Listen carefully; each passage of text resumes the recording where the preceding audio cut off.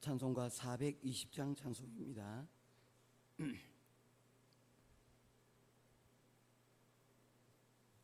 너 성결케 위해 늘 기도하며 너 주 안에 있어 늘 성경 보고 온 형제들 함께 늘 사귀면서 일하기 전마다 너 기도하라.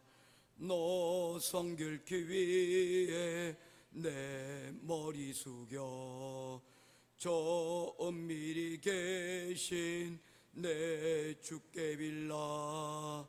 주 사귀어 살면 주 닮으리니 널 보는 이마다 주 생각하리.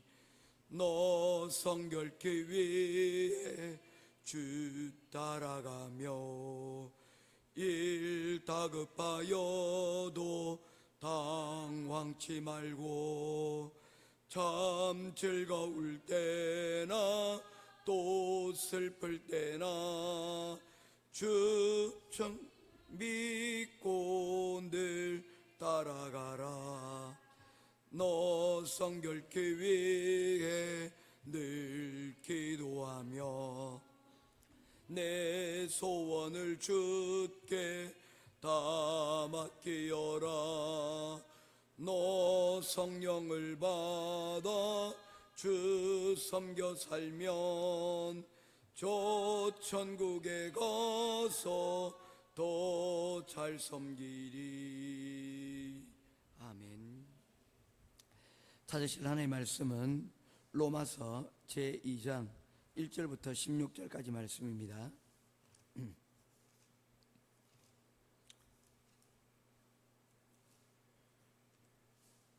신약성경 로마서 2장 1절부터 16절입니다. 지난 3일 동안 선교지 다녀온다고 앞쪽을 하지 못했기 때문에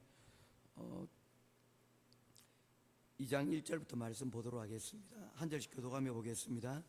그러므로 남을 판단하는 사람아, 누구를 막론하고 내가 핑계하지 못할 것은 남을 판단하는 것으로 네가 너를 정죄함이니 판단하는 내가 같은 일을 행함이니라.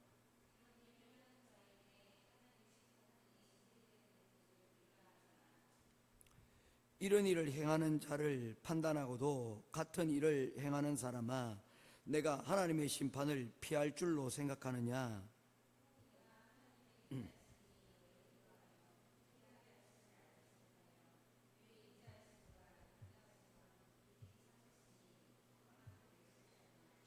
다만 내 고집과 회개하지 아니하는 마음을 따라 진노의 날, 곧 하나님의 의로우신 심판이 나타나는 그날에 이 말 진노를 내게 쌓는도다. 참고 선을 행하며 영광과 존귀와 썩지 아니함을 구하는 자에게는 영생으로 하시고,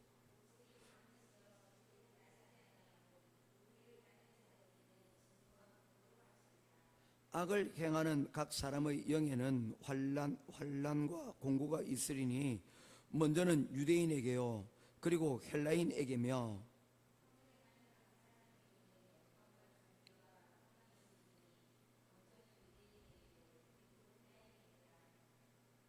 이는 하나님께서 외모로 사람을 취하지 아니하심이라.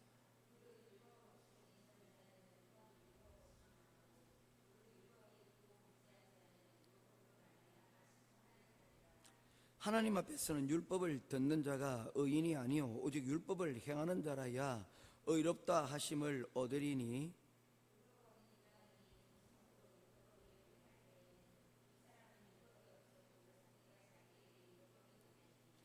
이런 이들은 그 양심이 증거가 되어 그 생각들이 서로 혹은 고발하여 서로 변명하여 그 마음에 새긴 율법의 행위를 나타내느니라.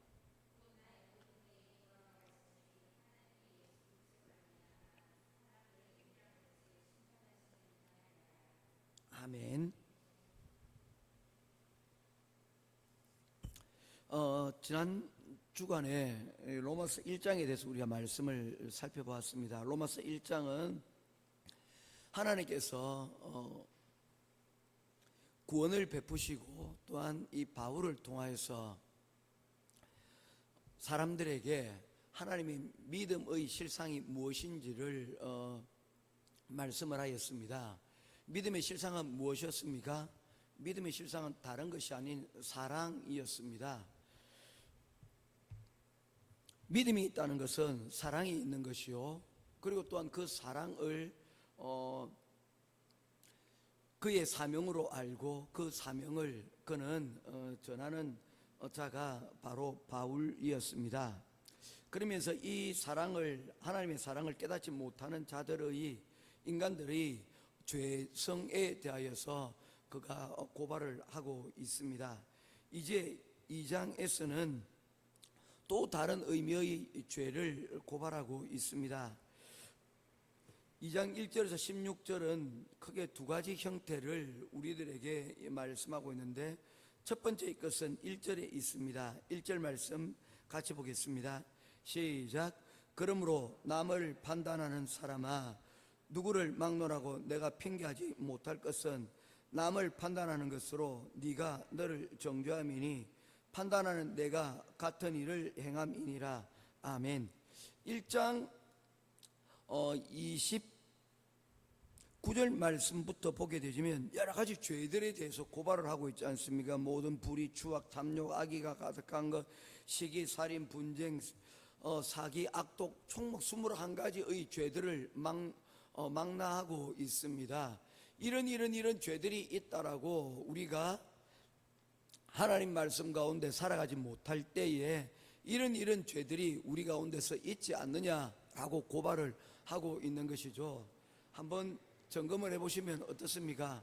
여러분들은 이 21가지의 죄로부터 좀 안전하십니까? 그렇지 못한 부분들이 너무 많지 않습니까? 그런데 그런 것만 아니고 또 다른 것에 대해서 고발을 하고 있는데, 도덕적인 죄에 대해서 고발을 하고 있습니다.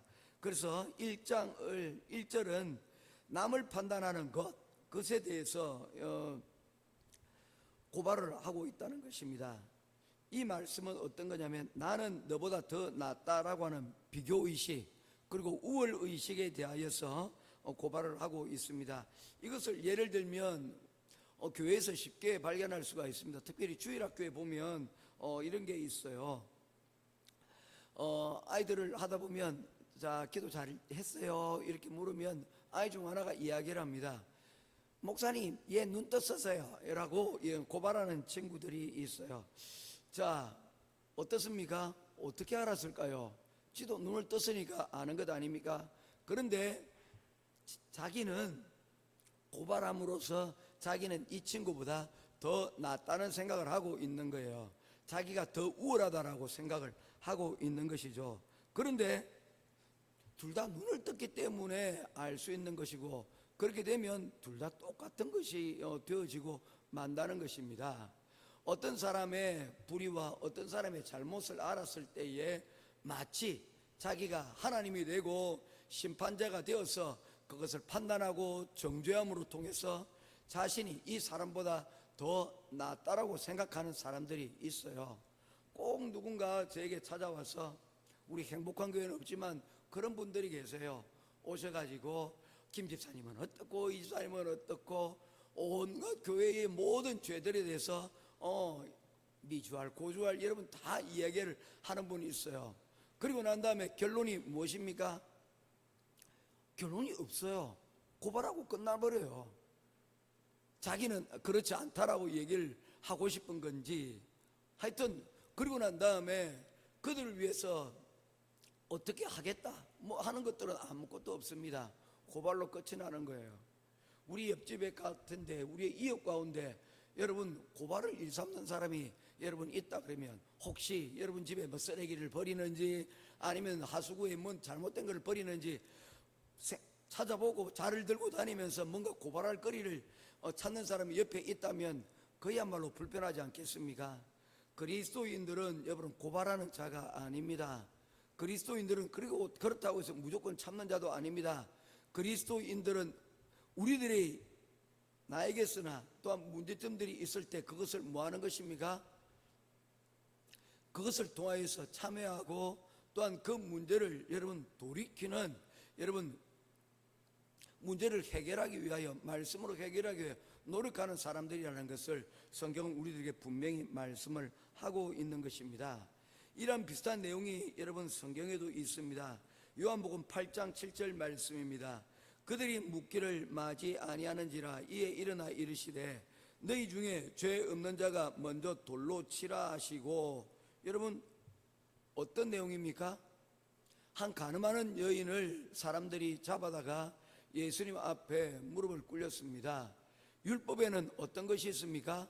가늠하는 자는 돌로 치라라고 하는 구절이 있습니다. 그래서 이것을 가지고 그들은 이 여인의 생명으로 예수님을 시험하고 있었던 거죠. 예수님, 이 여인을 어떻게 할까요? 예수님께서 율법에 명한 대로 돌로 치라 그러면 예수님이 말씀하는 사랑이라는 것이 우리와 다를 바가 없지 않습니까? 그리고 예수님께서 이 여인을 사랑으로 용서하라라고 얘기를 하면 예수님께서는 율법을 어기는 자가 되는 것입니다. 참 고약한 사람들이죠. 그런 이야기들을 가지고 예수님께 나온 것입니다. 그런데 예수님께서는 그들에게 묻습니다. 너희 중에 죄 없는 자가 돌로 치라 라고 했을 때 뭐 하는 겁니까? 눈뜬 니부터 회개해라 라고 얘기를 하면 여러분 그것을 고발할 수 있는 사람이 어디 있겠냐는 것입니다. 마찬가지죠. 우리의 신앙적인 풍성함들이 남을 판단하는 도구로 하나님께서 우리에게 먼저 믿도록 우리에게 믿음을 주시고 우리에게 은혜를 주신 것이 아니라는 것을 분명히 하고 있는 것입니다. 우리 먼저 믿은 것이 여러분 다른 사람들에게 불편한 것이 아니고 오히려 그것으로 사랑을 할 수 있고 그들의 연약한 부분들을 감싸 안을 수 있는 그러한 은혜가 있기를 주님의 이름으로 축원드립니다. 이것을 성경에서는 뭐라고 얘기합니까? 청지기라고 이야기를 합니다. 하나님께로부터 사명을 받은 청지기였던 아담과 하와가 동산지기로서 하나님께서 지으신 모든 피조물들을 그가 하나님의 이름으로 관리하고 그리고 돌보았던 것들을 우리가 기억하지 않습니까? 우리가 먼저 믿었다는 것은 무엇입니까? 우리가 이 청지기라는 것을 하나님께서 주심을 알고 우리에게 주신 하나님의 공동체와 그리고 믿지 않는 자들에게 여러분 하나님의 사랑으로 나아가고 그들을 하나님의 은혜로 보살피고 돌보는 일들이 우리의 임무라는 것입니다. 모쪼록 우리가 먼저 믿은 것으로 남을 판단하고 심판자가 아니라 오히려 우리 먼저 받은 그 은혜로 사랑하며 또한 섬길 수 있는 저와 여러분 될 수 있기를 주님의 이름으로 축원드립니다. 그래서 이 말씀은 곧 4절로 연결이 되어집니다. 4절 말씀 같이 보겠습니다. 시작. 혹 내가 하나님의 인자하심이 너를 인도하여 회개하게 하심을 알지 못하며 그의 인자하심과 용납하심과 길이 참으심이 풍성함을 멸시하느냐. 하나님의 판단은 어떻습니까? 하나님께서 판단하신데 이 하나님의 판단 가운데는 하나님께서 뭡니까? 그 가운데 회개케 하시고 오래 참으시고 용납하시는 그러한 하나님의 사랑이 그 하나님의 판단 가운데 있다는 것입니다. 우리는 하나님 같지 못하기 때문에 예수님처럼 끝까지 원수들까지도 사랑할 능력이 우리에게는 없습니다. 그러니 이웃들의 죄악들에 대하여서 여러분 하나님께 맡기고 우리가 판단하고 정죄하는 그 자리에 나아가지 않는 저와 여러분 될 수 있기를 주님의 이름으로 부탁을 드립니다. 두 번째로 나타나는 심판의 죄악의 경우는 15절에 있습니다. 14절 제가 읽고 15절 읽어주십시오. 율법 없는 이방인이 본성으로 율법의 일을 행할 때에는 이 사람이 율법이 없어도 자기가 자기에게 율법이 되나니. 15절입니다.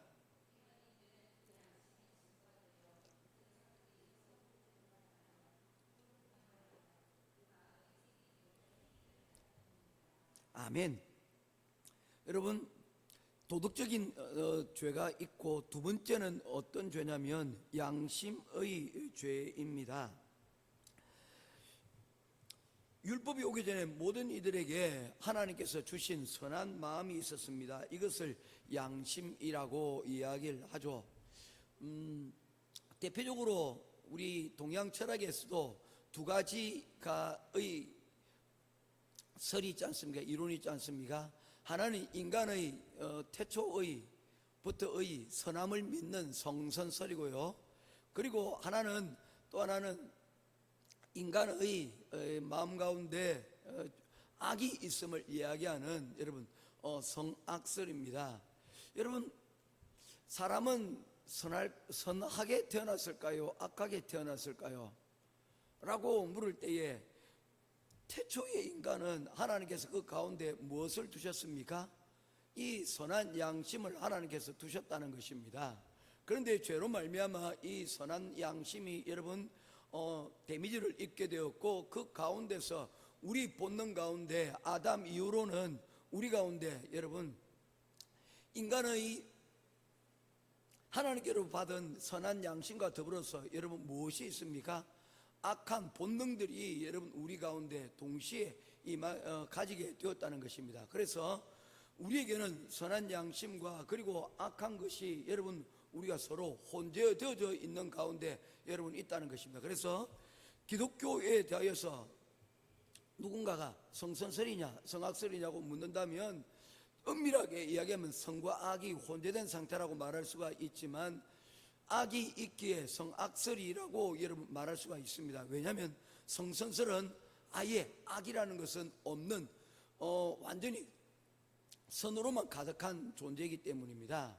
그런데 그렇게 살아가게 되어지면 어떻습니까? 우리가 알지 않습니까? 모글리라고 혹시 들어보셨나요? 모글리, 정글북에 나타나는 정글에 떨어진 아이입니다. 실제로 그런 아이들이 있었대요. 인도네시아 밀림에서 한 아이를 발견했는데 늑대 같기도 하고 사람 같기도 해서 나중에 봤는데 사람인 거예요. 그런데 너무나도 어린 시절에 이 늑대의 젖을 먹고 늑대가 데려갔는지 아니면 늑대가 애를 보살폈는지는 모르겠지만, 이 아이가 늑대 젖을 먹고 늑대처럼 여러분 생활한 거예요. 그러니 그 아이는 사람이지만 사람이 아닌 늑대의 여러분 본성을 가지고 여러분 그것이 교육되어지고 그것으로 자랐다는 거예요. 그래서 사람은 무엇이 중요합니까? 그 자란 환경들이 여러분 그만큼 중요하다는 것을 말하고 있는 거죠. 사람도 마찬가지라는 것입니다. 사람 가운데 양심이 있고 또한 여러분 본능이 있는데, 어떤 사람들은 이 본능으로 여러분 양심을 누르면서 살아가는 사람들이 있는가 하면, 또한 어떤 사람은 양심의 힘으로 본능들을 여러분 제어하면서 여러분 살아가는 사람들이 있다는 것입니다. 두 번째 죄악은 바로 이 양심으로 여러분 말미암아 살아가는 사람들에 대하여 성경은 그 또한 죄다라고 이야기를 합니다. 율법이 있기 전에 모든 이들에게는 양심이 있었지만 여러분 죄의 유혹을 이길 수 있었습니까? 그렇지 못했다는 것입니다. 인류 최초의 살인자 가인은 동생을 죽이고 그것을 은폐하고 있는 모습을 보게 되어집니다. 왜 동생을 땅에 묻었을까요? 율법이 여러분 그 당시에 없었지 않습니까? 그럼에도 불구하고 동생을 죽인 것이 그는 부끄러웠습니다. 그래서 그것을 땅에 묻어두고 그것을 숨기려고 하였다는 것입니다. 하나님께서 이 가인에게 나타나서 물었습니다. 가인아, 내 동생 아벨이 어디 있느냐라고 물었을 때에 가인은 이야기합니다. 내가 동생을 지키는 자니까 왜 동생의 일을 나에게 묻습니까? 하나님께서는 가인이 아벨을 죽인 것에 대해서 이미 알고 계셨지만 가인은 그것을 숨기고 은폐하려고 했습니다. 무엇이 있었기 때문입니까? 양심이 있었기 때문이죠. 하나님께서 주시신 양심이라는 것이 그 가운데 있었기 때문에 이 양심으로 자신의 문제가 무엇인지를 여러분 알고는 있었다는 것입니다. 그렇습니다. 사람은 여러분 양심 없는 사람이 대부분 없습니다. 대부분의 사람은 이 양심이라는 것이 있어서 이것을 가지고 교육이 되었든지 아니면 이것을 가지고 부끄러운 것을 여러분 알고 살아가고 있습니다. 그러나 이것이 결단코 죄를 이겨낼 수는 없다는 것입니다. 양심을 믿고 살아가는 그 양심이 결단코 너희들이 짓는 이 죄로부터 너희를 구원해 주지 못할 것이다 라고 바울 사도는 이 문제를 지적을 하고 있는 것입니다. 양심이 있지만 이 양심이 너희를 구원하고 너희를 건져내 주지 못할 것임을 여러분 말씀을 하고 있는 것입니다. 그러나 이것이 완전히 없겠습니까? 아니요, 그렇지는 않은 것 같아요. 왜냐하면 당대에 율법이 없을 때 당대의 노아와 당대에 있었던 노아의 경우를 보게 되어지면 어떻습니까? 그는 의인이요 라고 얘기를 했고, 욥 같은 경우에도 보게 되어지면 그는 당대의 의인이다 라고 여러분 고백을 하고 있는 것을 볼 수 있지 않습니까? 예, 양심으로 그렇게 여러분 살아가는 사람들도 있었어요. 그렇지만 그것이 결단코 쉽지 않다는 것입니다. 그리고 또한 욥에게서 우리가 발견할 수 있는 게 뭐예요? 욥 또한 고난이 닥치고 어려움이 닥치지자 여러분 어떻게 합니까? 하나님께 항변하고 있는 것을 보게 됩니다. 하나님, 나 정말 양심적으로 깨끗하게 살았잖아요. 내가 하나님을 늘 의식하면서 살았잖아요. 그러면서 하나님 앞에 여러분 그가 항변하고 있는 모습을 보게 되어집니다. 그런데 하나님이 볼 때는 뭡니까? 아직도 멀었다는 것이죠. 그래서 무엇을 얘기합니까? 욥기서에 보면 24장에 보면 무엇이 있습니까? 하나님께서 욥의 길을 이야기하시기를 이렇게 얘기합니다. 사람이 여러분 내가 정금같이 되기를 하나님께서는 원하신다라고 이해하시면서 너를 정금같이 만들 것이라고 하나님께서는 이 욥에게 말씀을 하고, 아직도 여러분 우리가 온전하게 되어지기 위해서는 하나님의 은혜가 여러분 양심을 따라 살아가는 사람에도 여전히 필요하다라고 말씀을 하고 있는 것입니다. 그래서 바울 사도는 여기에 대해서 이 죄악들에서 16절에 다음과 같이 결론을 내는 것으로 끝을 내고 있습니다. 16절 읽고 말씀을 맺겠습니다. 16절 같이 보겠습니다. 시작. 곧 나의 복음에 이른 바와 같이 하나님이 예수 그리스도로 말미암아 사람들의 은밀한 것을 심판하시는 그날이라. 아멘. 하나님께서는 뭡니까? 예수 그리스도로 말미암아 사람들의 은밀한 것, 숨겨진 것, 이런 도덕적인 죄, 그리고 양심을 따라 나는 양심으로 살아가도 괜찮아, 이것으로 나는 구원을 받을 수 있어 라고 하는 그 모든 것들에 대하여서 예수님께서 마지막 때에 심판을 하신다는 것입니다. 그런데 이 심판이라는 것이 무엇입니까? 심판이 목적이 아닙니다. 왜냐하면요, 16절 말씀에 앞에, 뒤에는 심판이 있지만 앞에 무엇이 있습니까? 곧 나의 복음에 이른 바와 같이 라고 말씀하고 있지 않습니까? 이 나의 복음이라는 것이 무엇입니까? 이러한 죄가 있음에도 불구하고 우리를 건져주시고 우리를 모든 죄로부터, 불의로부터 우리를 뭡니까? 구원해 주시는 하나님의 은혜가 있는 이 복음이 있기에 우리가 마지막 때에, 심판의 때에 우리는 하나님의 심판으로부터 우리는 구원을 받고 건져내어질 것이라는 것을 이 바울 사도가 믿고 그리고 선언하고 있는 것입니다. 사랑하는 성도 여러분, 이제 언젠가 우리는 하나님을 대면하여 만나게 될 것입니다. 그 앞에 서게 될 것입니다. 그때에 우리의 양심을 가지고 서겠습니까? 우리의 도덕적인 것으로 여러분 서겠습니까? 아니면 이런 도덕과 양심도 없이 우리 진짜 믿는 21가지 죄악들로 가득한 그 민낯으로 여러분 하나님 앞에 설 수 있겠습니까? 그 모든 것들에 대해서 하나님께서는 말씀하고 있습니다. 네 얼굴에 화장기를 다 제거하라 라고 얘기를 하는 거예요. 우리 민낯으로 죄 있는 그대로 여러분 서기도 하고 때로는 여러분 파운데이션을 여러분 많이 발라가지고 여러분 도덕적인 것으로 감추어 둔 채 여러분 서기도 하고, 게다가 여러분 비비크림으로 또 최대한 무장을 해가지고 여러분 양심, 이것이 나의 양심입니다라고 서기도 하는데, 하나님 앞에서는 다 제거된다는 것입니다. 하나님께서 보시고자 하는 건 무엇입니까? 너에게 복음이 있느냐 없느냐, 너는 나의 신부, 나의 어여쁜 자다 라고 말씀하시며, 여러분 우리를, 복음을 받아들인 우리들을 여러분 하나님께서는 맞이하여 주신다는 것입니다. 새로운 생명들이 우리에게 왔습니다. 이 생명을 부여받은 성도답게 이 복음의 기쁨을, 복음의 평강을 누리면서 살아갈 수 있는 저와 여러분 될 수 있기를 주님의 이름으로 축원드립니다. 기도하겠습니다.